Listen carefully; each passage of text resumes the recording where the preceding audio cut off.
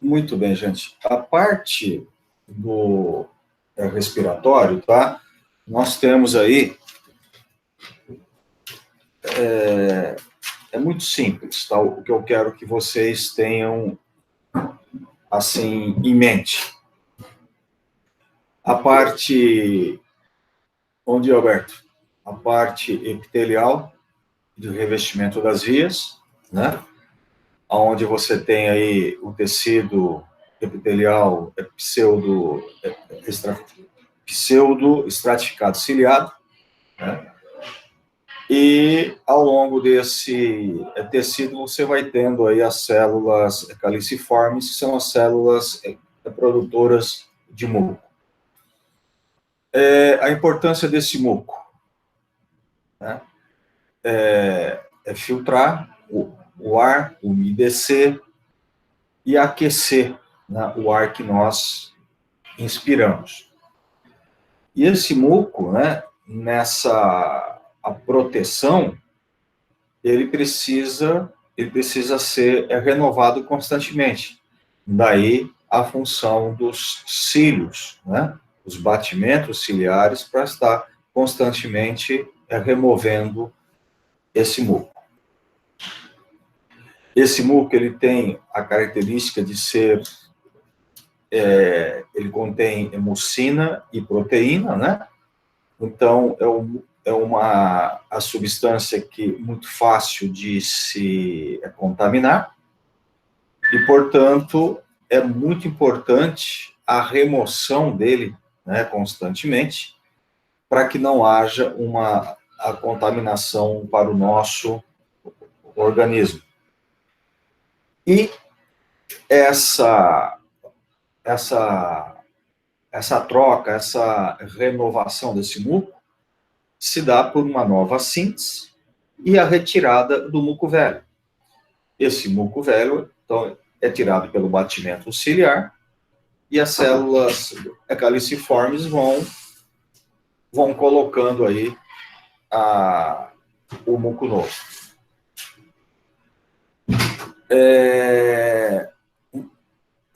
Nós precisamos manter uma boa fluidificação para esse muco, né?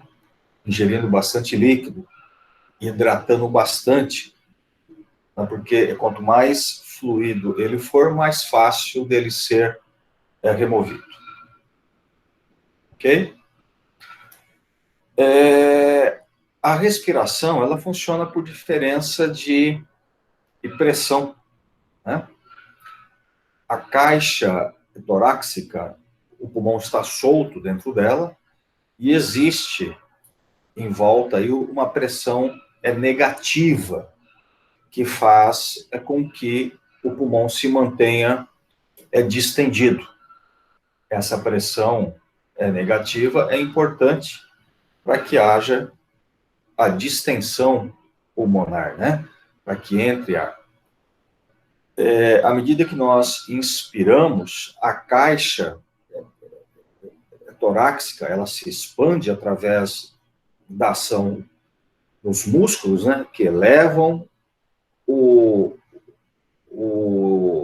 externo, as costelas, aumentando a caixa, aumentando automaticamente a pressão negativa e puxando o ar, então, de fora para dentro.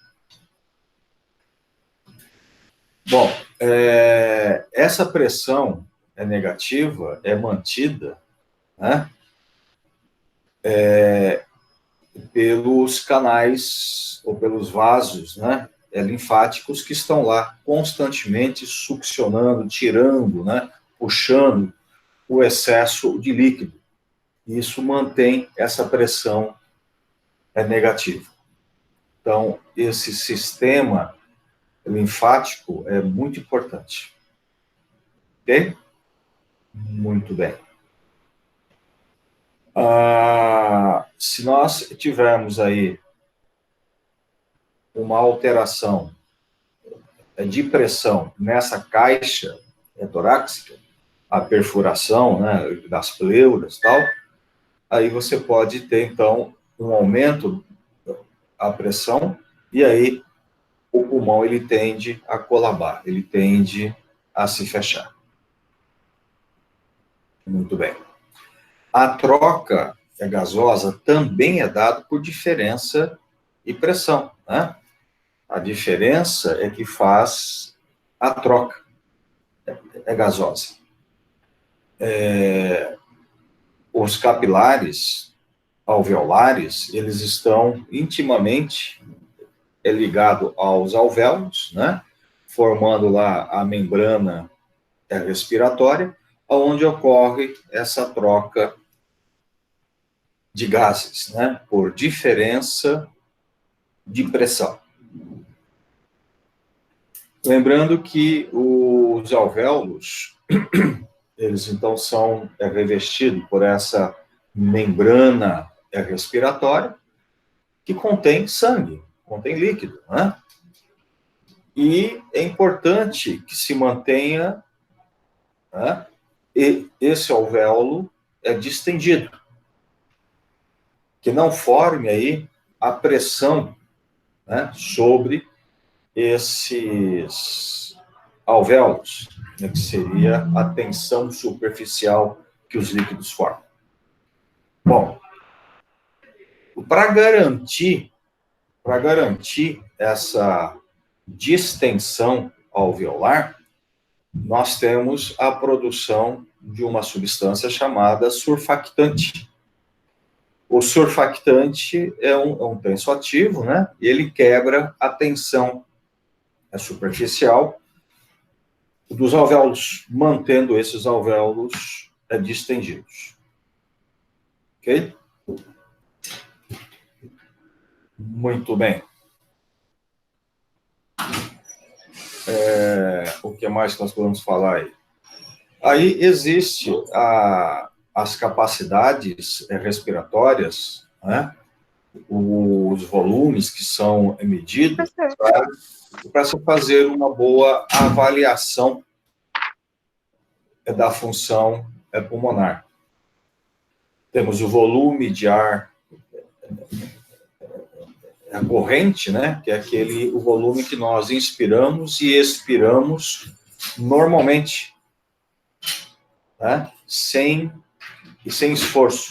O volume que você inspira e expira normalmente, que está em torno de 500 ml, né, de ar. Isso é o volume de ar corrente. Existe aí o volume inspiratório, o volume expiratório, né, que são aquelas capacidades que medem a função pulmonar. Lembrando que por mais que você expire, você faça uma expiração forçada, sempre vai ficar uma reserva funcional dentro dos alvéolos. Então, sempre vai ter ar. Certo? Alguma dúvida mais aí sobre o respiratório?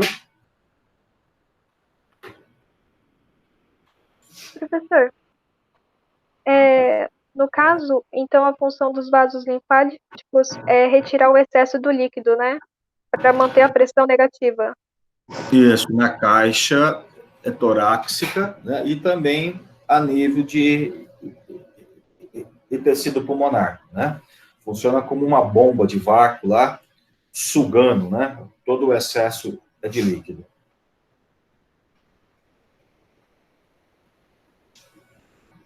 Professor, no caso, em relação à pressão negativa, ela então tem relação com a caixa torácica e com os alvéolos também, né? Tanto para ter espaço para distender o pulmão, quanto para distender os alvéolos. Automaticamente, a hora que o pulmão se distende, né, os alvéolos vão se distender juntos, né? Agora, a nível alveolar, para permitir a distensão, o mais importante é o surfactante. A nível alveolar. A nível pulmonar é a pressão negativa. Ah, tá. No caso, então, a pulmonar, quem mais mantém na realidade... Ah, não, os vasos linfáticos mantêm os dois, né? Ajudam. mas principalmente na caixa, né? Torácica, a negatividade.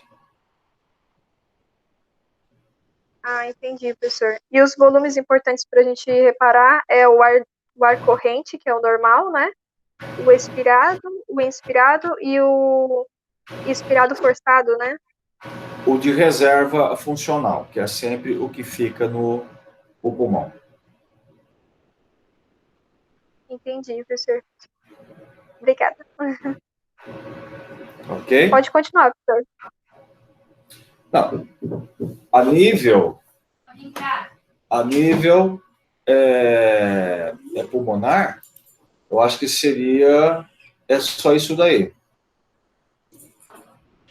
E faltou mais o que a gente revisar.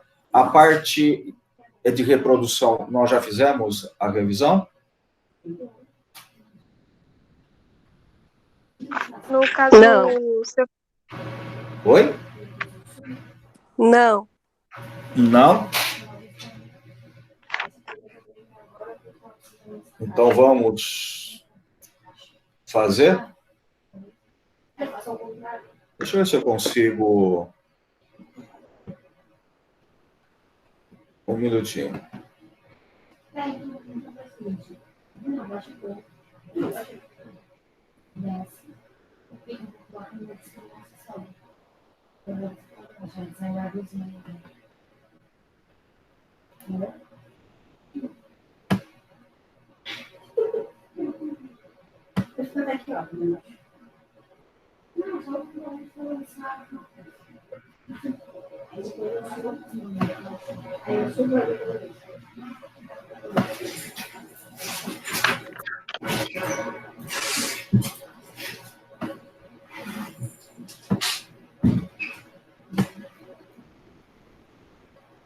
Gente, a minha tela está compartilhada com vocês? Sim. Vocês estão vendo? Eu estou mexendo aqui? Está dando para ver? Sim, professor. Está mexendo nas pastas, né? Isso, nas pastas. Então, deve...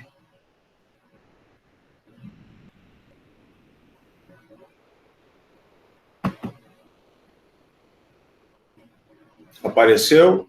Slide? Sim. Então, ótimo.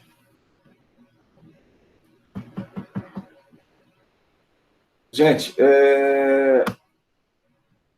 vamos chamar só atenção para vocês desse slide. Né? Como nós já vimos, os hormônios, eles funcionam eles se controlam, né, por um feedback negativo. Nós temos a nível de hipotálamo a liberação do hormônio liberador de gonadotrofina, que estimula a hipófise a liberar o FSH e o LH, certo? E esses hormônios é que vão estimular, né, lá nos ovários a produção, o amadurecimento do folículo, né, e a ovulação. Bem, quando nós temos, dentro de um ciclo de 28 dias, né, ao centro, no meio desse ciclo, deveria estar acontecendo a ovulação. Né? A primeira metade desse ciclo, né, é chamado ciclo proliferativo, onde há um predomínio de estrógeno. Por quê? O hipotálamo liberou o hormônio liberador de gonadotrofina, que estimulou a hipófise a liberar o FSH, e o FSH estimulou o amadurecimento folicular com a produção de estrógeno. Então, essa primeira fase, eu vou ter a produção de estrógeno, tá? Pela ação do FSH. Então, tem aqui, ó, estrógeno. O estrógeno está mais alto, né? E ele é proliferativo. Então, vai haver o quê? O crescimento do endométrio. O FSH e o LH, eles funcionam, tá? Também, eles se controlam por um feedback negativo. Se eu tenho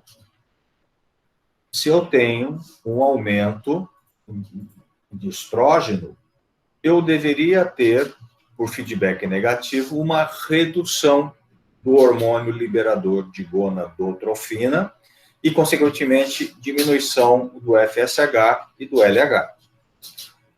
Mas, lembro que eu disse que é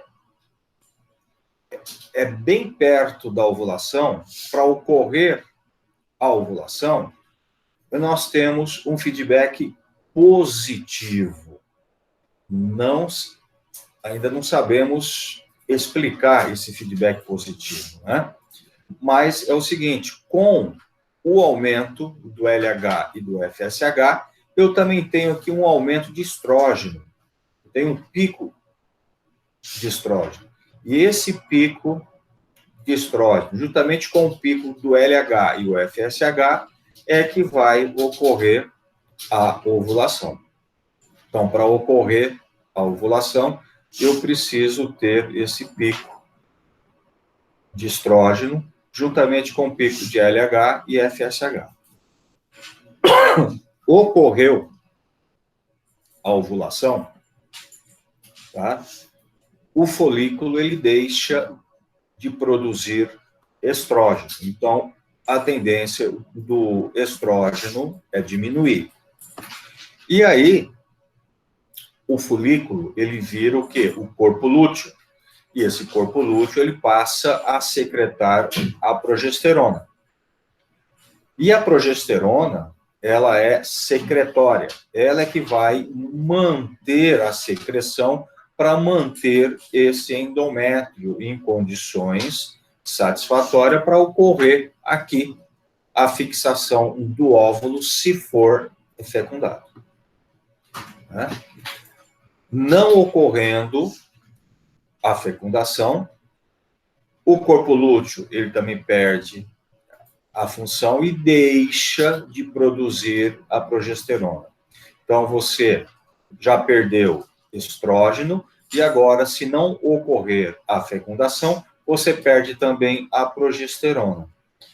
Quando perde a progesterona, você perde a nutrição desse endométrio. Você não tem como manter o endométrio bem nutrido, né? Com vasos, essa coisa toda. Aí ocorre o quê? Esse endométrio, pela falta de progesterona, pela falta de nutrição, ele começa a se perder, ele começa a descamar. Você começa a perder esse endométrio. E esse ciclo aqui, esses dias, que é o dia da menstruação. E aí, um novo ciclo se inicia. Tudo bem? Bom, Oi. Desculpa. Pode falar. Pode falar? Assim, em resumo, que nesse ciclo ele é dividido na primeira fase, que é a proliferativa, que é o aumento do estrógeno. Depois vem a segunda fase, aí ocorre o pico, né? E aí depois vem a segunda fase que diminui o estrógeno e tem o aumento de progesterona. E se não ocorrer a ovulação, cai a progesterona e vem a menstruação. Não, a ovulação aconteceu. Se não ocorrer a fecundação, aí que a progesterona cai. Entendi. E aí depois vem a menstruação. Isso. E volta o ciclo novamente. Tudo de novo. Ok, professor, obrigada. Ok? Bem, gente, é importante vocês saberem aqui, tá? Qual que é, principalmente,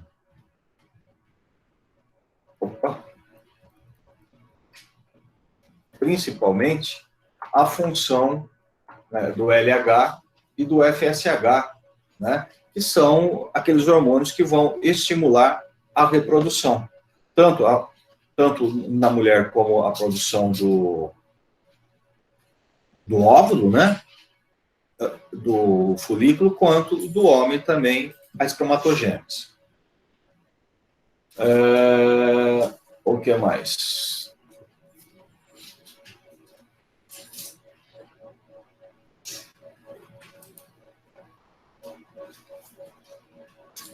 Eu acho que se vocês entenderem esse ciclo, tá, é o que nós precisamos para entender essa parte hormonal. Alguma dúvida aí? Professor, no caso, a função do LH e do FSH é a produção ou inibição, né? Do estrógeno e a progesterona, né? Então, o LH, tá? O LH, ele vai ser o hormônio que vai estimular, né? Estimular Desculpa. O FSH é o hormônio que vai estimular o crescimento folicular. E esse crescimento folicular que é o hormônio, que é o produtor de estrógeno. Tá? O LH, ele é o estimulador e o amadurecimento do folículo e do corpo lúteo, que vai ser o responsável pela produção de progesterona. Tudo bem? Professor, no caso, então, o LH tem mais relação com a progesterona e o FSH com o estrógeno. O estrógeno, isso. Exatamente. Exatamente. Essas são as duas principais funções de cada um, né? Isso. Depois eles vão ter a sua ação também no homem, né? Então, isso é na mulher. E no homem, que lembra que a gente viu lá também, mas que não interessa aqui para nós, é para a prova, né? Certo? Aqui seria Ok. isso.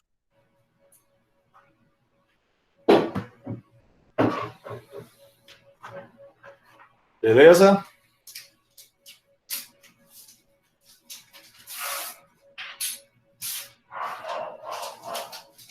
Tudo bem? Professor, da Pessoal, reprodução é mais isso, né, então, né? Para prestar sim, atenção. é isso daí. Só um minutinho, por favor.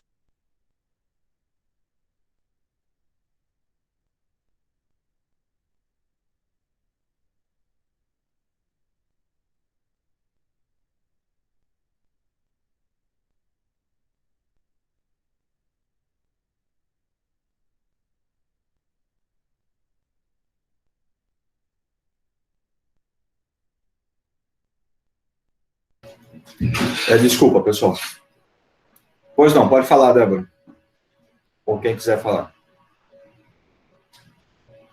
Eu só tinha perguntado, professor, se era mais isso que ia ser de reprodução para a gente prestar atenção. Isso, só isso daí.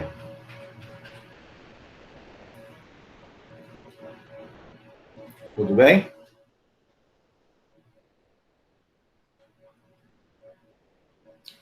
Mais alguma coisa?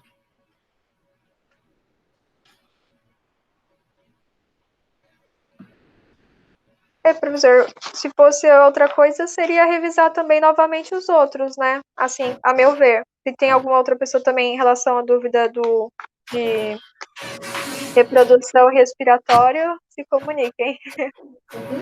Oi? Não entendi.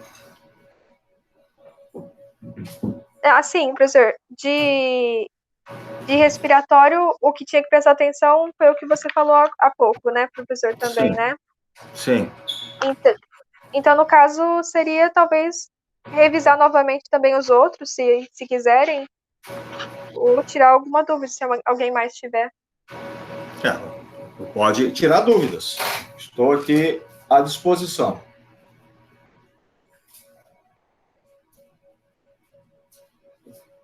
Vamos por partes, então, vai. Osso.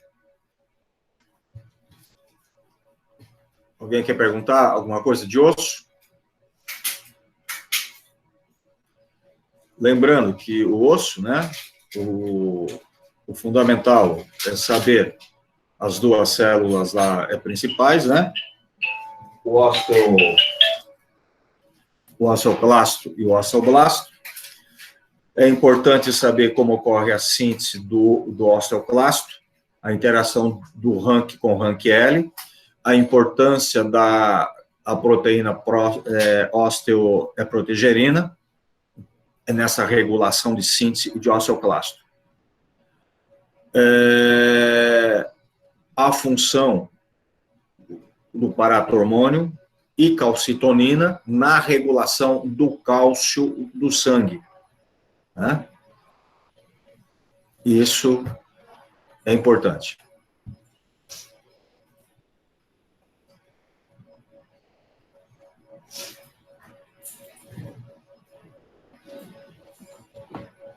Vamos, gente. Professor, pode falar mais. Só desses paratormônio, calcitonina, a síntese, a proteína. Quiser revisar falando deles? Débora, a gente não vai dar tempo para falar tudo, né, Fia? Nosso tempo é curto. E a gente já falou, né? Inclusive, acho que tem até essa aula já gravada, não tem? Não, sim. É o que eu falei, professor. Eu acho que é mais... Se as outras duas já foi revisada, então...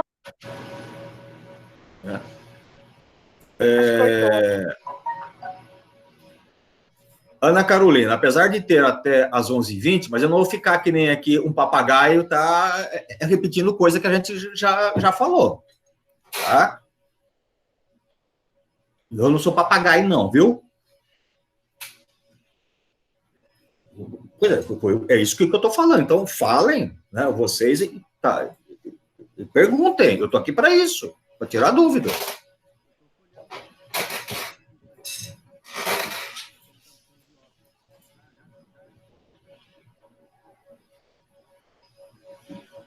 E eu estou respondendo, Ana Carolina. Professor, no caso, você poderia falar um pouco do paratormônio e da calcitonina?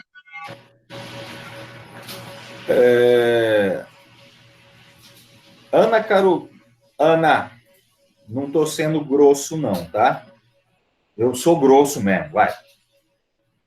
Não estou sendo grosso. Estou falando só que, se eu for fazer a revisão de tudo, a gente já fez essa revisão, inclusive tem até vídeo já postado. Então, é perder tempo, tá?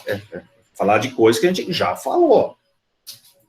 E a gente nunca consegue falar duas vezes a mesma coisa. E aí pode dar até confligar, mas aí caiu o negócio na prova, falar, isso aí você falou no primeiro, mas no outro você não falou, entendeu? Aí gera confusão. Então, a revisão que eu já fiz. Tá? Então, agora a gente tem que apenas tirar dúvida, tá? É só questão disso. Eu estou aqui à disposição. Vou falar mais um pouquinho, então, o que a Débora perguntou.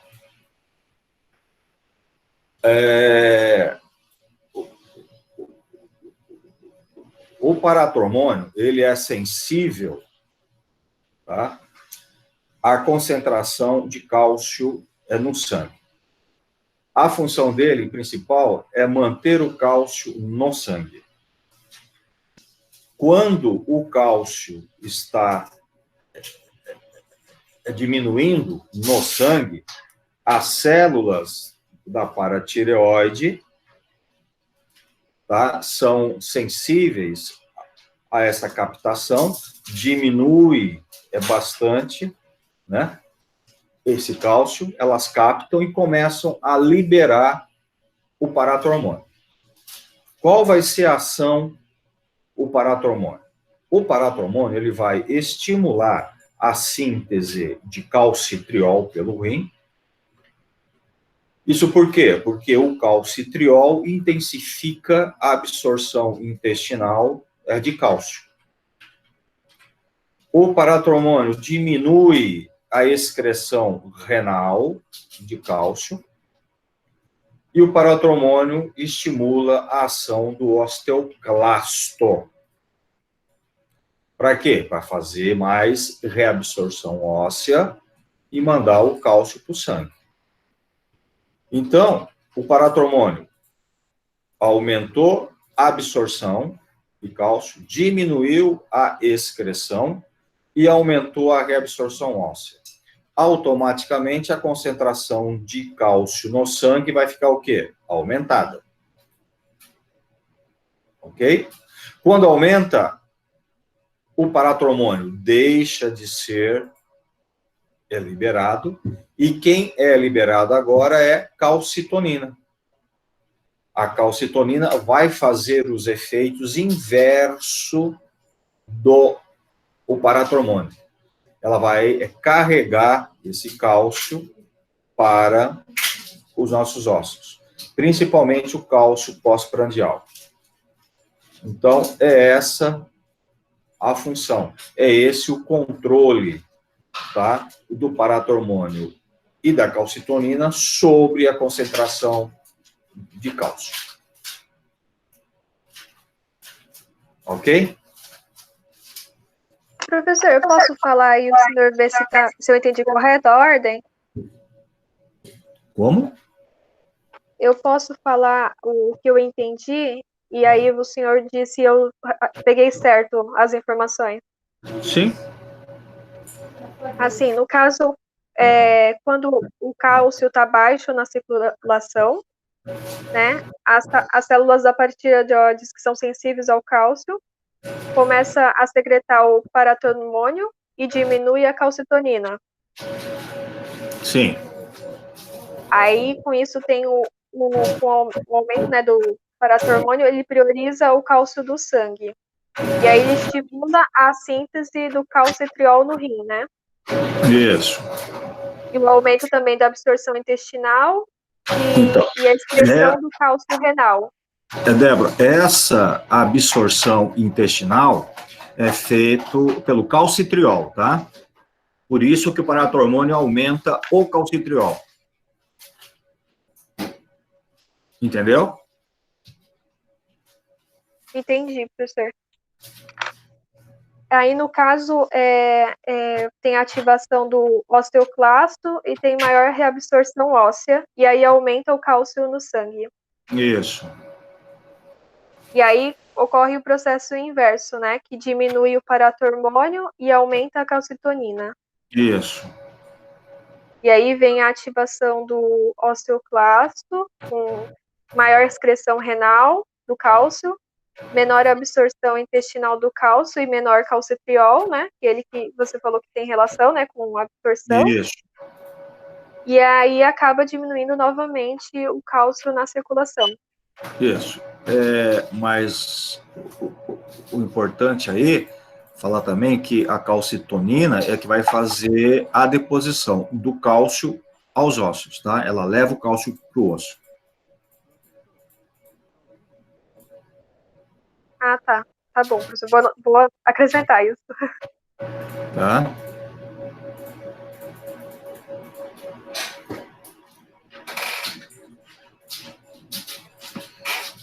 Não deu para ler, Mirela, tudo. Deixa eu ver aqui. Quando é necessária ingestão de cálcio, alguns desses dois alterado? Olha, pode ser sim, tá? Mas quando há a ingestão de cálcio, a reposição, né? essa ingestão, você se refere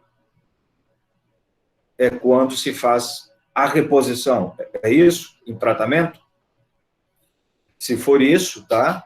É porque isso. Então, pode interferir? Pode, tá? Mas isso não vai ter importância. Por quê? Porque o controle fisiológico, ele já não é suficiente para regular. Então, isso aí não vai ter importância nenhuma, tá? Nesse controle. E essa administração de cálcio, é importante a gente falar, né? Lembrar que ela sempre é feita com associação à vitamina E, né? Porque é importante o calcitriol para ter o maior aproveitamento desse cálcio. Bom? A Gabriela, você pode falar novamente sobre a remodelagem óssea? Especificamente, alguma coisa? Gabriela? O geral? Bom, a remodelagem óssea, ela acontece principalmente os ossos trabeculares, né? Vértebras, cabeça do fêmur, ossos ilíacos, né? Ossos o quê? Ilíacos, o que formam a bacia. Não, o que você falou primeiro é craviculares? Trabeculares. Ah, tá. Legal. Trabeculares. Entendi. Tá. Normalmente, no processo de remodelagem, você tem o osteoclasto corroendo a parte óssea, somente onde ocorre as fissuras, né? E atrás dele vem o osteoblasto repondo aquilo que o osteoclasto fez de reabsorção. Isso é fisiológico, né? Quando se usa, aqui no caso que você está pedindo para falar sobre os glicocorticoides, quando se usa medicamentos à base de corticoide, os corticoides acabam gerando um estímulo maior sobre a ativação dos osteoclastos e diminui a ativação dos osteoblastos. Então, você acaba tendo uma atividade osteoclástica aumentada. Então, você aumenta a reabsorção e não consegue ter uma reposição satisfatória. Então, se você reabsorve mais, o remodelamento vai ser prejudicado. E aí você começa, então, a ter falhas e começa a ter a osteoporose.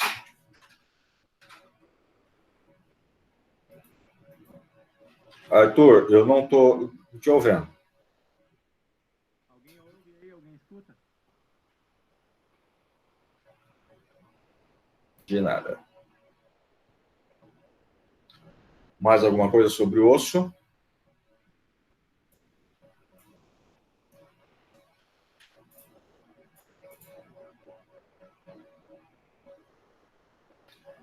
Professor, a gente podia ver a questão do ciclo que tem o rank, né? E tem a proteína. Tá.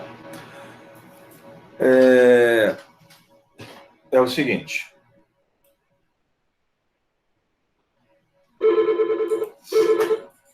Oi. Aqui.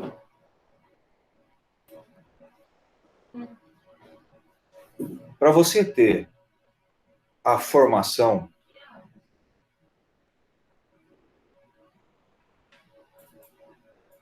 Não tem voto com isso. é o Arthur que está falando isso? Não, é o seguinte, Arthur, quando se faz a remodelagem, o osteoclasto ele tira o osso, e aí vem o osteoblasto e repõe a matriz. Só que quando ele vai repondo essa matriz, muitos desses osteoblastos acabam ficando internalizados dentro da matriz. Fica preso lá dentro. Esses osteoblastos que acabam ficando dentro da matriz que são transformados ou são agora chamados de osteócitos, tá? Então, os osteócitos nada mais são do que os osteoblastos que ficaram internalizados, tá? Dentro da matriz. E são as células, o tecido ósseo. Ok? Muito bem.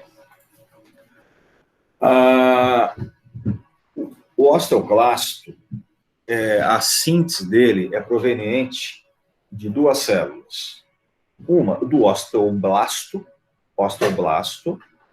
e outra de uma célula chamada progenitor de osteoclasto. Então, osteoblasto e progenitor de osteoclasto. Os osteoblastos, eles têm um ligante chamado Rank-L. E o progenitor de osteoclasto tem um receptor chamado RANK. Então, ocorre a ligação do RANK ao RANK-L.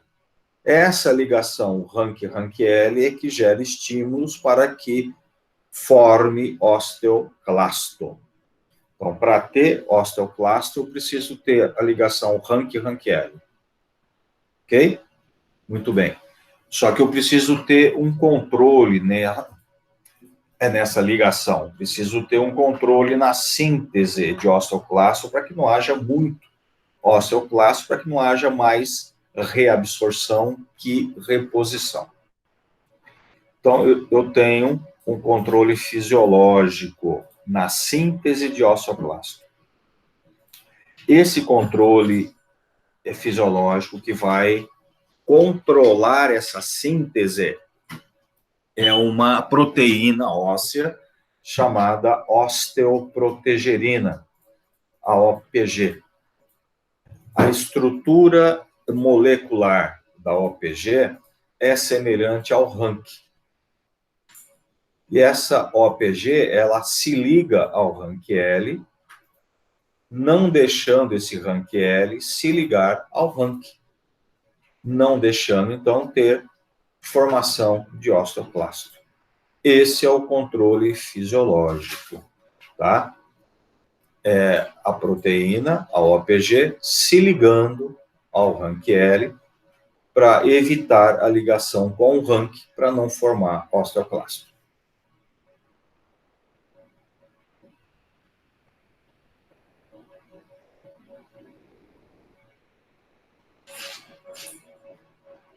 Tudo bem? Alguma dúvida? Professor, no caso, o estrógeno, na questão óssea, ele age como um hormônio protetor, no caso, né? Ele ativa o blasto e diminui o clasto? Isso. Ele é um ativador de osteoblasto, que diminui a síntese dos osteoclastos, a ativação deles.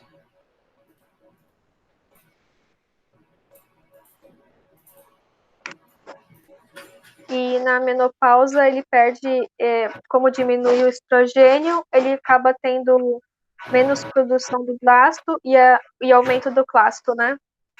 Aí você passa a ter a maior ativação do osteoclasto, né? Você perde essa proteção. E aí eles começam a predominar.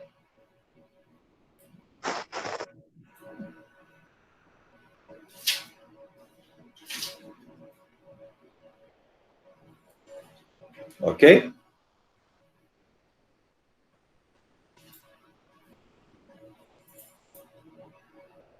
Vamos lá, gente.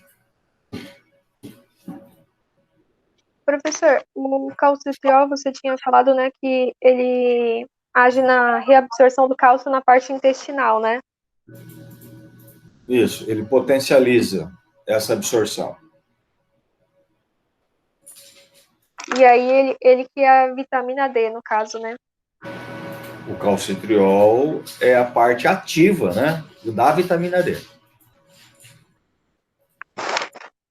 Tanto a D3 quanto a D2 são convertidas no fígado em calcifediol, e esse calcifediol é convertido no rim em calcitriol.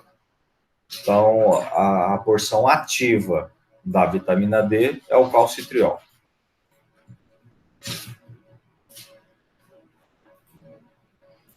Professor, o ciclo que faz a vitamina D ser ativa, ele ocorre primeiro com a absorção que a gente ingere, né, a vitamina D3 ou D2, né? E ele é direcionado para o fígado, e o fígado ele vira o calcifidiol, e aí depois do rim ele vira o calcitriol, né? Isso, exatamente. Exatamente isso.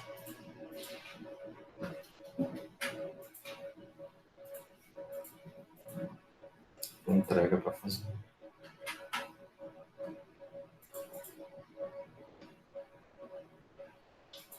O que mais?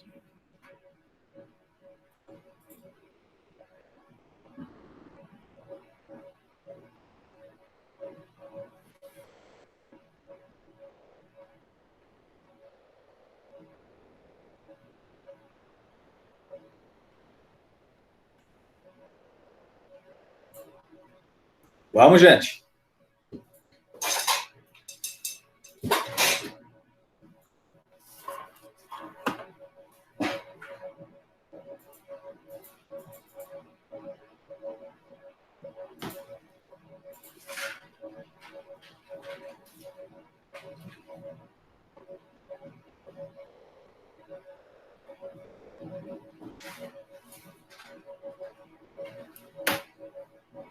E tiroide? Professor, a gente pode ver a questão hormonal e liberação dos hormônios na tireoide? Sim.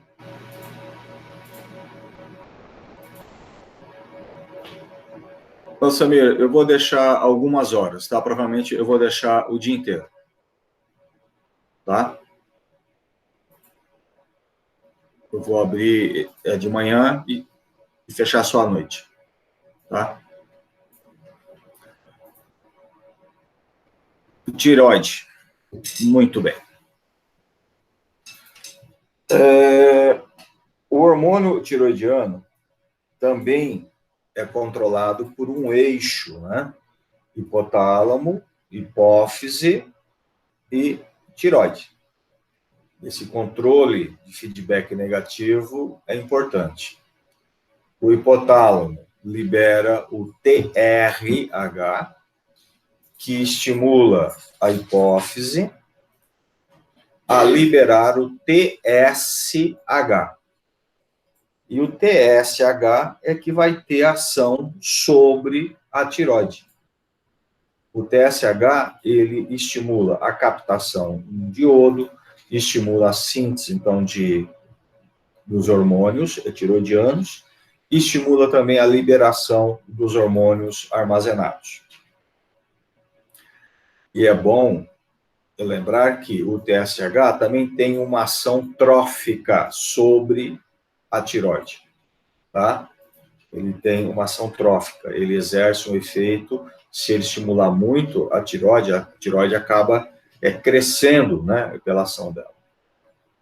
Muito bem. Os hormônios tiroidianos são sintetizados, o T3 e o T4. O T4 é sintetizado em maior concentração. Isso por quê? Porque ele é um pró-hormônio, né? E ele será convertido em T3. Esse controle de síntese, pelo feedback negativo, funciona mais ou menos assim. Se eu tenho baixa de hormônio tiroidiano, essa baixa gera um feedback negativo que estimula a hipófise a liberar o TSH e o hipotálamo a liberar o TRH. Automaticamente aumentando a liberação desses hormônios, eu vou ter estímulo na tireoide para que aumente a síntese e a liberação do hormônio tiroidiano. E se eu estou com aumento desses hormônios tiroidianos, por feedback negativo, eu vou ter a redução do TR, redução do TS. Esse feedback é importante. Você pode repetir? Repetir? É a ordem que você falou, assim, o que aumenta e diminui no início. Tá. Vamos supor, você pode partir por qualquer lado. Vamos supor, o hormônio tiroidiano está baixo. Se o hormônio tiroidiano está baixo, você vai ter um feedback negativo, estimulando a liberação do TSH e do TRH. Certo? Então, o hormônio tiroidiano baixo aumenta o TSH e aumenta o TR. Nesse aumento, o TS, você passa a ter estímulo de síntese e liberação do hormônio tiroidiano. Aí ele passa o quê? A aumentar. Aumentou, vem o feedback negativo. Diminuir agora o TRH e diminuir o TSH para normalizar.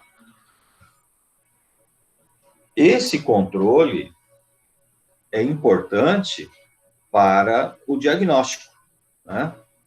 Quando se quer fazer um diagnóstico, confirmar a sintomatologia, né?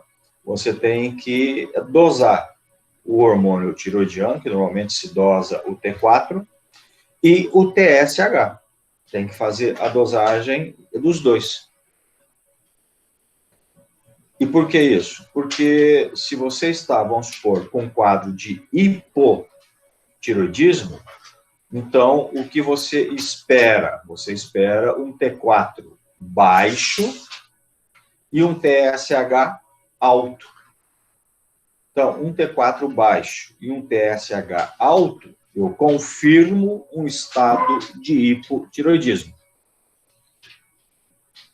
Ao contrário, se o T4 está alto e o TSH está baixo, eu confirmo um quadro de hipertiroidismo. Tá? Então, eu sempre preciso ter esses dois. Ok? É desse jeito que você controla, regula aí a síntese hormonal. Professor, no caso, quando a pessoa tem hipo, ela tem baixa produção dos hormônios tireoidianos, mesmo tendo vamos dizer assim, um incentivo do TSH alto, né? O TSH, ele vai estar alto justamente porque o hormônio está baixo. A tentativa é estimular a tireoide a produzir mais hormônio. É que nem sempre isso vai ser possível, né? Porque se você está com hipo, é porque está acontecendo alguma coisa, né? Você está com alguma falha na síntese. Então, o TSH ele vai aumentar para tentar suprir. Então, isso é uma forma de você diferenciar o diagnóstico.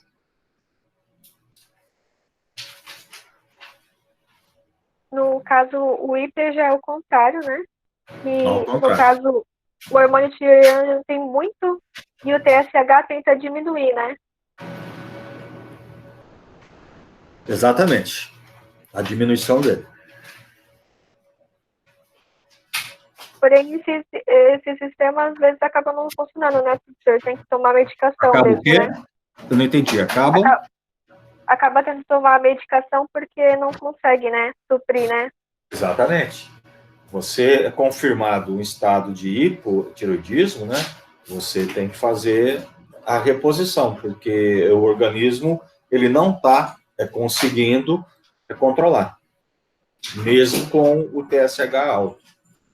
Aí você precisa dar o hormônio para que o TSH diminua também, né?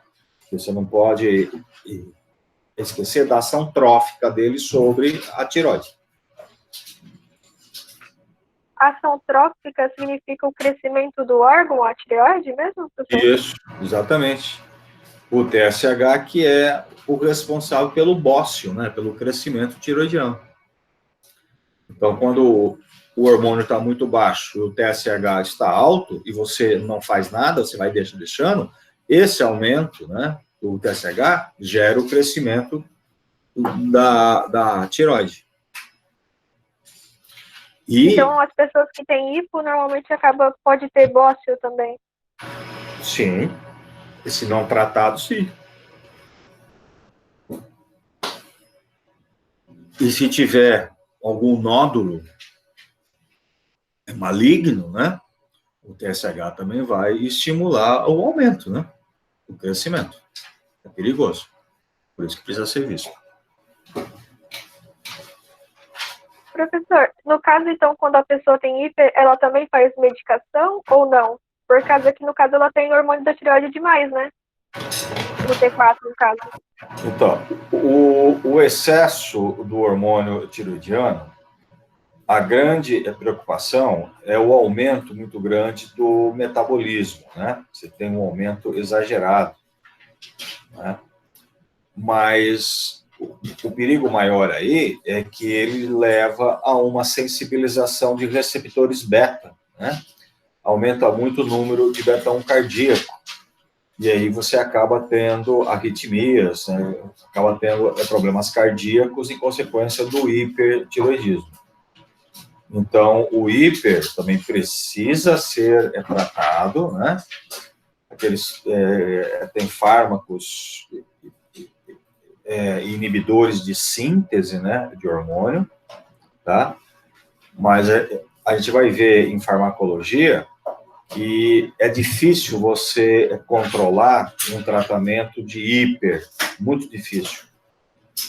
Então, existe o iodo radioativo, né, que é usado no caso de hipertireoidismo, que o paciente toma para destruir a tireoide. Ele se acaba destruindo parte dela, né? Mas que normalmente você acaba destruindo mais do que você precisaria. E aí você acaba transformando aquele paciente que antes era hipertiroidiano, agora ele passa a ser hipotiroidiano. É mais fácil o controle do hipo do que do hiper. Tá? Professor, no caso, uma pessoa que tem hiper, ela também pode ter a presença de nódulo ou não? É só pessoas que têm hipo que normalmente tem. Desenvolver nódulo? Assim, as pessoas que têm hipo, se tiverem nódulo, aumenta. E as pessoas que têm hiper, elas podem ter o nódulo ou é mais difícil? Não, pode acontecer. Ela pode até estar se transformando em hiper, tá, por causa de algum nódulo. Tá? O nódulo está crescendo, comprimindo as células e está liberando mais hormônio que deveria. Você entendeu? Então, aí precisa ser analisado o porquê do hipertiroidismo. O médico precisa, né, fazer o exame, fazer o ultrassom, o mapeamento da tireoide para ver o porquê que ela está com hipertiroidismo. Pode ser um nódulo. Professor, o medicamento Puran T4, ele é para hipo ou é para hiper? No caso, acho que é para hipo, né? Hipo, tá? O Puran é um hormônio tiroidiano, é a tiroxina. É para reposição, usado no hipotiroidismo. Ah, entendi. Obrigada, professor. Tirou as dúvidas aí.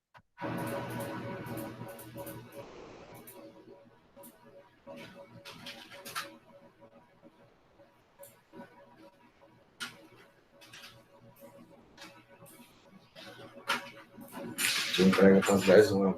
Ah, E aí, pessoal?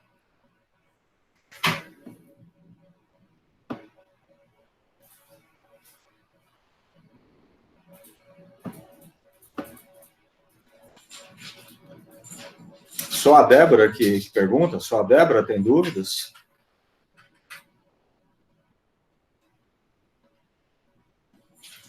Gabriela, pergunta. Giovana?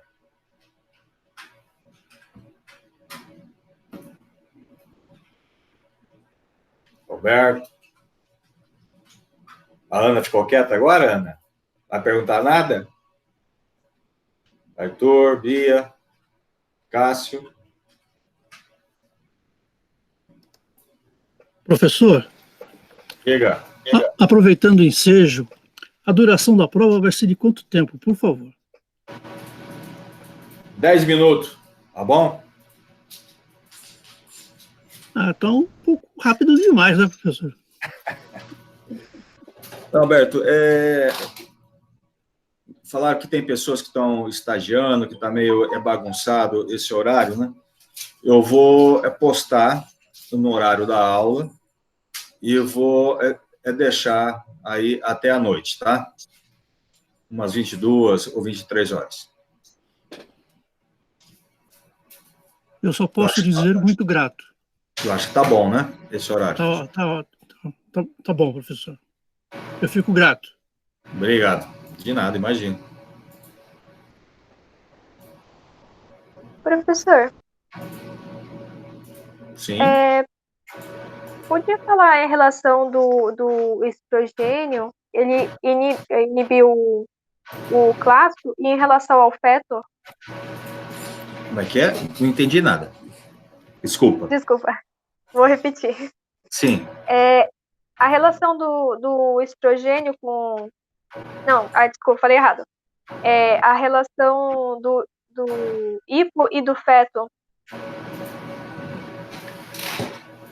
Então, é o seguinte, o hormônio tiroidiano, ele é essencial para o crescimento cerebral e o amadurecimento do esqueleto ósseo. Existem casos, agora, o hormônio materno, ele chega na placenta, atravessa, tal, mas ele acaba não sendo suficiente porque tem muitas enzimas a nível placentário que acabam metabolizando esse hormônio antes dele ser aproveitado pelo feto. Então, o feto ele precisa sintetizar o seu próprio hormônio tiroidiano. E ele começa a sintetizar a partir da 11ª semana. Então, pode ser, em alguns casos, né, de algum tipo de anormalidade, que ele não produza, né, esse hormônio. Aí, então, você precisa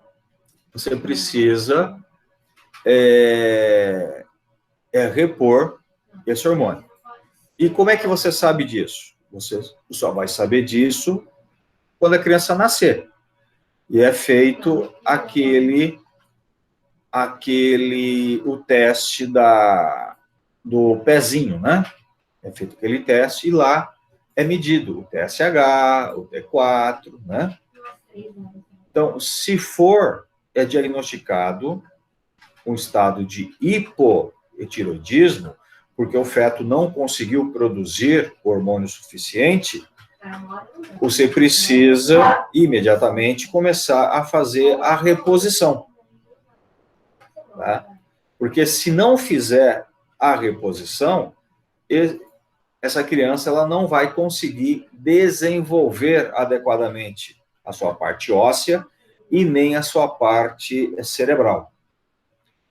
Quando nasce, fazendo a reposição imediatamente, sem problema algum, ela tira o atraso, tá? Isso é reversível. Agora, se não fizer a reposição, a criança vai crescendo com essa deficiência, e isso gera o que nós chamamos de cretinismo, né, que é a doença onde a criança não desenvolve nem a parte óssea, o crescimento adequado, nem a parte cerebral. Era isso? Professora, no caso, o feto, ele dentro da barriga da mãe, ele tem o hipotireoidismo, né? E aí, quando sai, ele continua tendo isso para a vida toda? Então, pode ser que sim. Pode ser. Tá? Isso aí você só vai saber a hora que nascer. Fazer o teste. Pode acontecer o contrário também, de o bebê ele ter hiper na barriga? Eu não conheço. Se tem, eu desconheço, tá? Seria até bom dar uma pesquisada, mas normalmente a fisiologia não menciona nada. A grande preocupação é o hipo. Letícia, Entendi.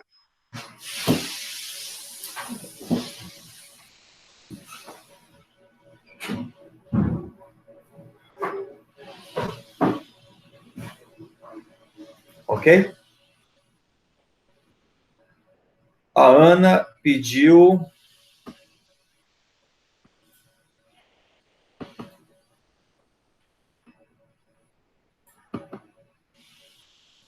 Falar de novo da asa da borboleta, sobre todas as sintetização da vitamina D no organismo.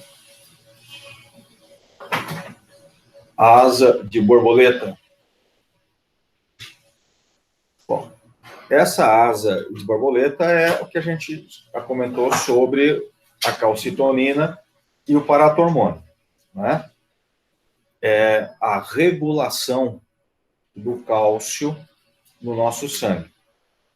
Então, vamos supor, se você entrar na asa com a concentração de cálcio alto, então o cálcio no sangue está alto. Se o cálcio está alto, vai haver o quê? A necessidade de você ter mais calcitonina e diminuição do paratormônio. Com o aumento da calcitonina e diminuição do paratormônio, principalmente a redução do paratormônio, você tem uma redução de síntese de calcitriol. O calcitriol, ele diminui.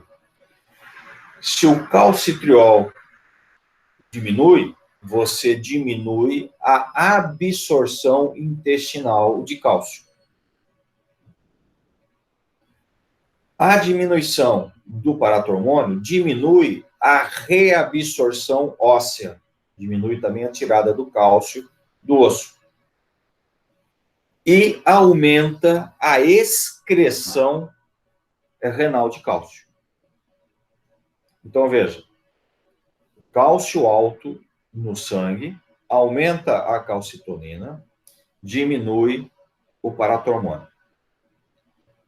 Em consequência, eu tenho diminuição da reabsorção óssea, diminuição do calcitriol, com diminuição de absorção intestinal e com aumento de excreção renal.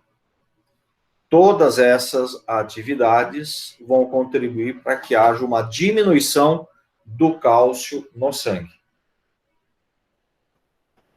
Se esse cálcio diminuiu muito, aí a coisa se inverte. Eu passo a ter diminuição de calcitonina e aumento do paratormônio. Esse aumento do paratormônio, agora, você tem diminuição da excreção de cálcio. Você tem agora aumento da síntese de calcitriol, com aumento da absorção intestinal de cálcio e com aumento da reabsorção óssea. Certo? Aí o cálcio diminui. E aí começa o novo ciclo novamente.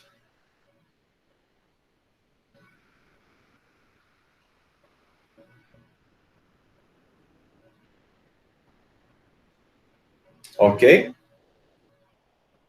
Débora, é só a Débora que está atravada?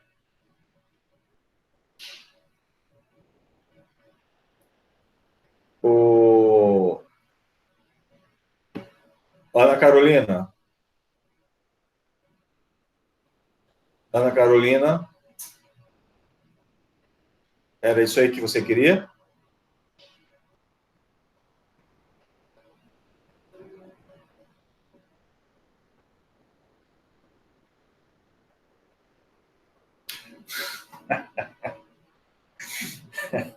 Desculpa.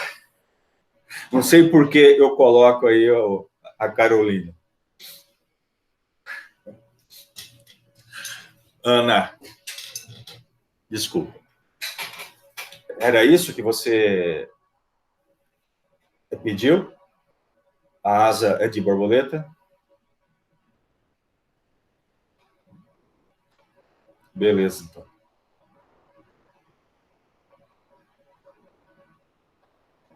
Não, a fixação do cálcio nos ossos, tá? Isso aí é a calcitonina que faz esse arraste, né, do cálcio para os ossos, né? E lá você acaba tendo a deposição dele junto com o colágeno, né? Que aí é o osteoblasto que faz isso. E aí ocorre a formação daquela matriz osteopatita, né? De cálcio. Mas quem leva o cálcio, a calcitonina, e quem faz a deposição, o osteoblasto.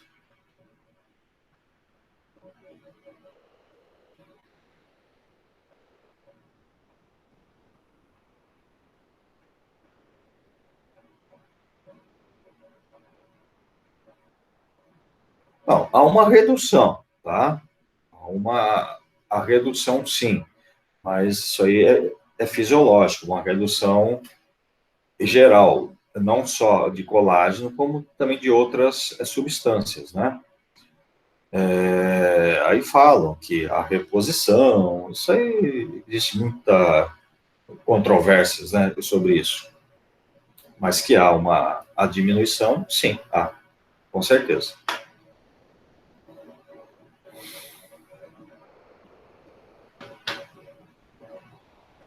Professor, Diga. podemos falar da parte cardiovascular um pouquinho também? Cardiovascular? O que vocês querem falar da parte cardiovascular? Queria que você descrevesse o sistema que regula a pressão e a circulação, o SRAA. O quê? Vou repetir. Por favor. Descrever a regulação da pressão e da circulação no SRAA. Tá. O sistema é renina, angiotensina, aldosterona, né? É o seguinte, ele participa da regulação da pressão, né? Da seguinte forma: quando se tem uma queda em pressão, né? E tudo isso é captado pelos nossos receptores, né, que nós temos, os barroceptores, a nível de aorta, a nível de carótidas. Então, quando ocorre uma queda em pressão, tá, essa queda é informada por esses receptores ao nosso centro vasomotor. Esse centro vasomotor estimula o sistema simpático, é o nervoso autônomo, né? O simpático. O simpático, tá? Ele tem aí um estímulo a nível de aparelho justa glomerular para aumentar a liberação de renina. A renina, ela é liberada, vai para a circulação, né? E a nível de circulação, ela encontra com uma outra substância que foi sintetizada pelo fígado, que é o angiotensinogênio. Os dois juntos, a renina e a angiotensinogênio, dá origem à angiotensina 1. Essa angio 1, ela está circulando, e tem uma enzima chamada ECA, né, que é enzima de conversão de angiotensina. Essa ECA, ela pega essa angio 1, quebra ela e dá origem à angiotensina 2. Essa angiotensina 2, ela age em receptores específicos, chamados AT1. AT1. E esse receptor, AT1, ele está em vários tecidos, inclusive o coração, nos vasos, né, no rim, nas glândulas adrenais. E esse AT1, ele faz o quê? Quando ele é estimulado pela angiotensina 2? Ele faz vasoconstricção, ele aumenta a liberação de aldosterona. A aldosterona vai para a circulação e ela faz o quê? A reabsorção de sódio e de água. Então, veja, as ações dessa angiotensina 2 são ações que visam o aumento ou a manutenção da pressão arterial. Isso é uma forma de regular a pressão por longos períodos, né? Nós não temos um controle eficaz, um controle significativo de redução de pressão. Não. Temos vários controles para aumentar, porque nós precisamos de pressão para viver. Sem pressão a gente não vive. Então, é por isso que é difícil, né, se controlar uma hipertensão. Por quê? Porque o nosso organismo ele trabalha muito para manter aquela pressão, né?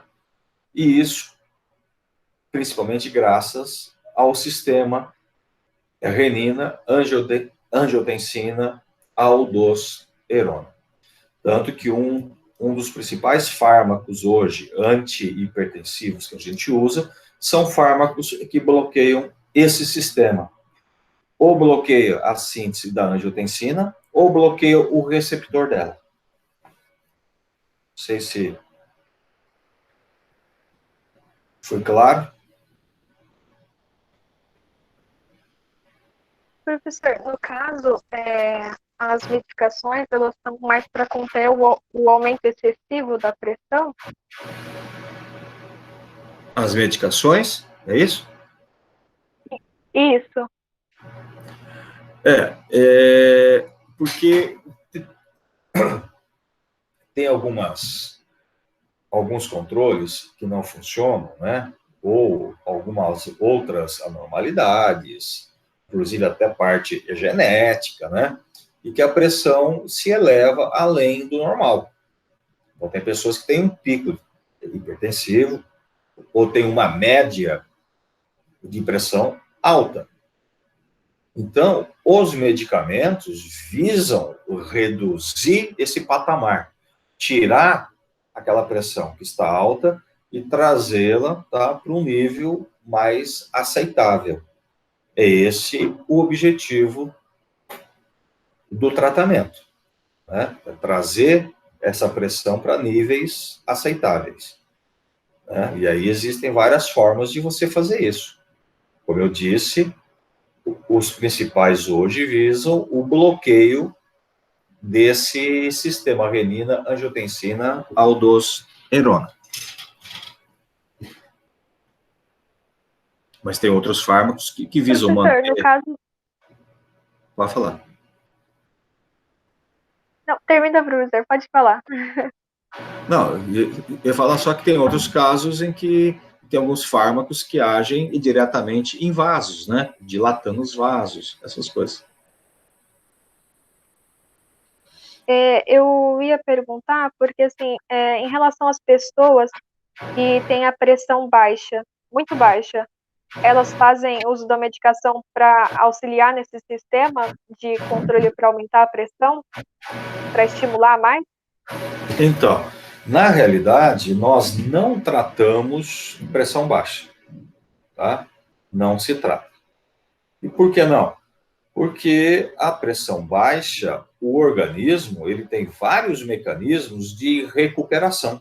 Ele recupera sozinho. Evidentemente, quando você tem um pico de queda, né?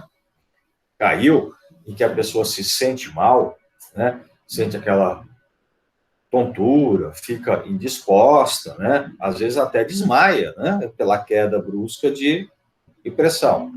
Então, existe alguns meios emergenciais de controle.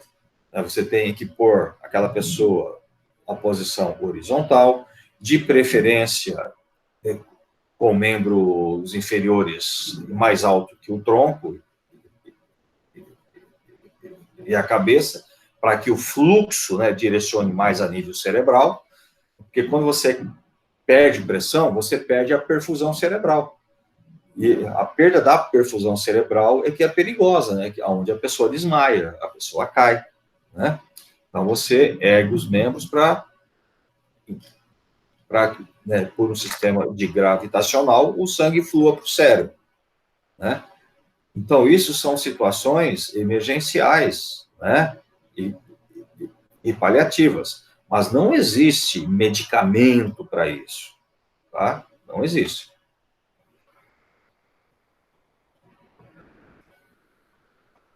Entendi, Gerir, professor. É que gerir bastante eu líquido. perguntei isso. Eu perguntei isso, né, porque eu tenho um familiar que ele toma, a pessoa tem a pressão muito baixa já, a pressão da pessoa já é baixa, mas por ela tomar outra medicação que diminui ainda mais, aí ela toma para aumentar, entendeu? Mesmo ela tendo baixa, por causa que a outra medicação diminui ainda mais. Tá entendendo? Mas ela toma para aumentar? Ela toma o que para aumentar?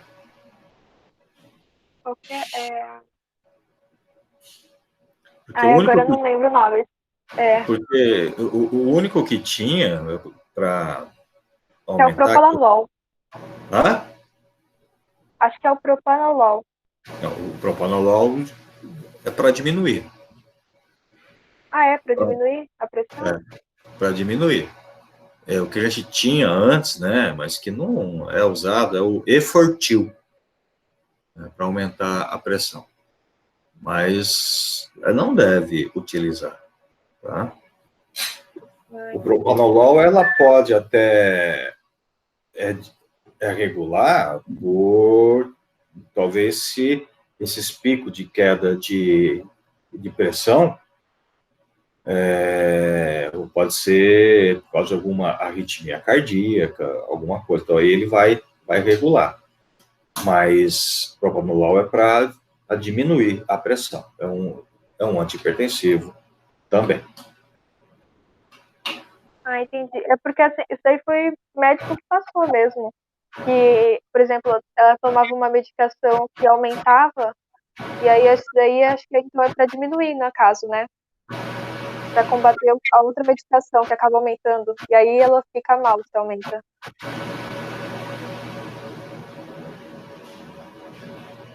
Pode ser. Professor, Entendi, professor. Obrigada. Viu?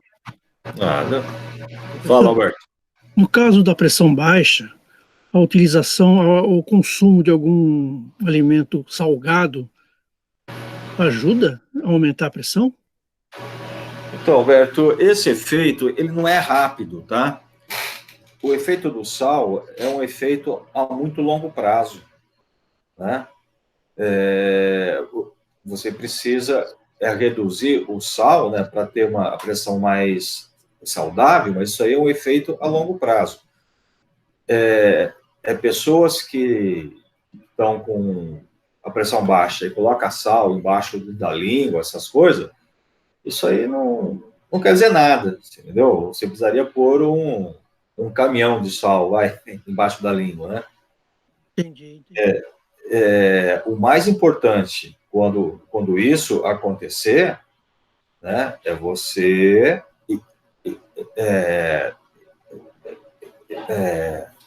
hidratar, tá? Hidratar bem, bastante líquido, lugar fresco, arejado, tá? E de preferência na posição horizontal, tá? Quando muito sentado, tá? Aí você vai vendo que isso passa rapidamente, o organismo se autorregula.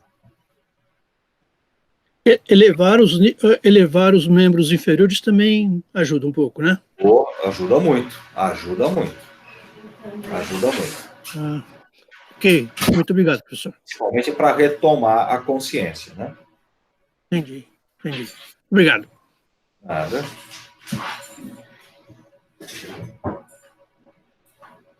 E aí, pessoal, mais alguma coisa? Professor, o que é importante saber a respeito do hormônio do crescimento? Não, só as principais funções dele, o que ele faz. Ele aumenta todo o metabolismo, né? Aumenta a síntese de proteína, aumenta a ativação energética, só isso. Não foi mais nada.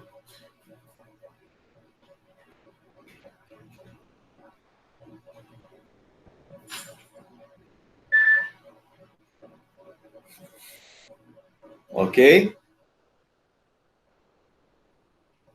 Professor, outros pontos da questão cardíaca que a gente tem que observar também é em relação as duas pressões principais seria a arterial e a hidrostática, né? Hidrostático, sim.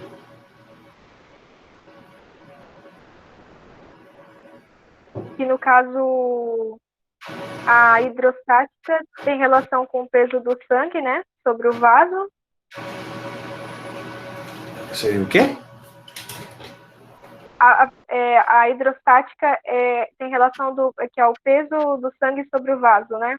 Isso.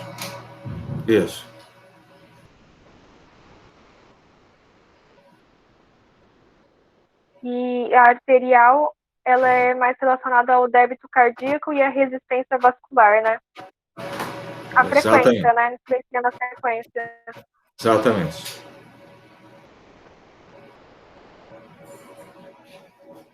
Ana Carolina, ô Jesus amado, a Ana escreveu alguma coisa, senhor, e aquilo daquela anomalia do hormônio do crescimento, a pessoa fica gigante.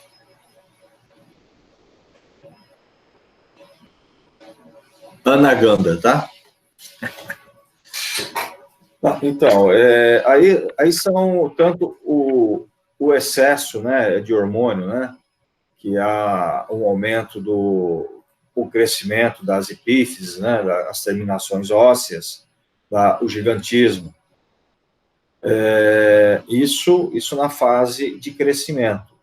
Depois do crescimento, também tem a acromegalia, né, que é o crescimento de partes do corpo, da mão, a mandíbula, né, alguns ossos que crescem pelo excesso do hormônio de crescimento.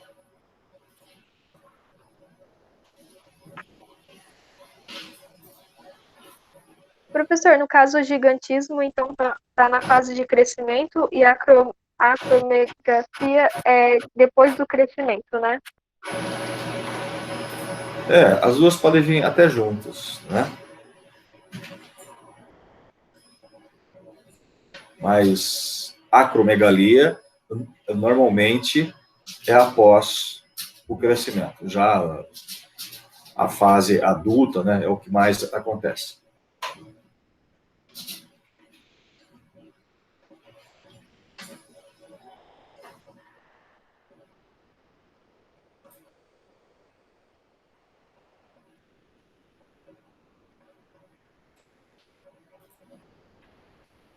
Beleza, gente?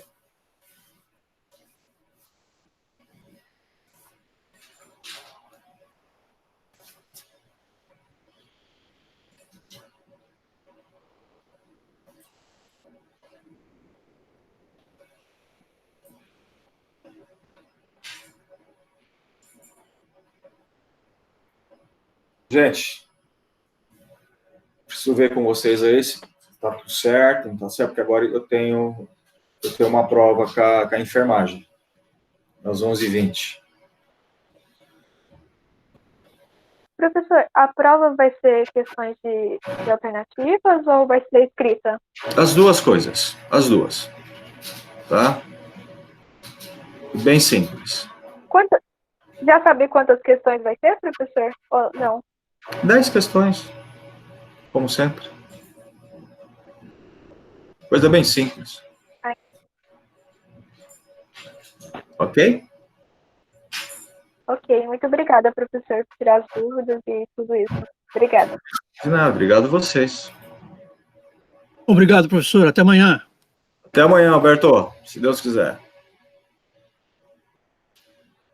Samir, tudo bem? Pessoal, então, até amanhã, tá? Se Deus quiser. A gente se encontra. Feito? Qualquer coisa, me chame, tá? Eu vou sair, tá, pessoal?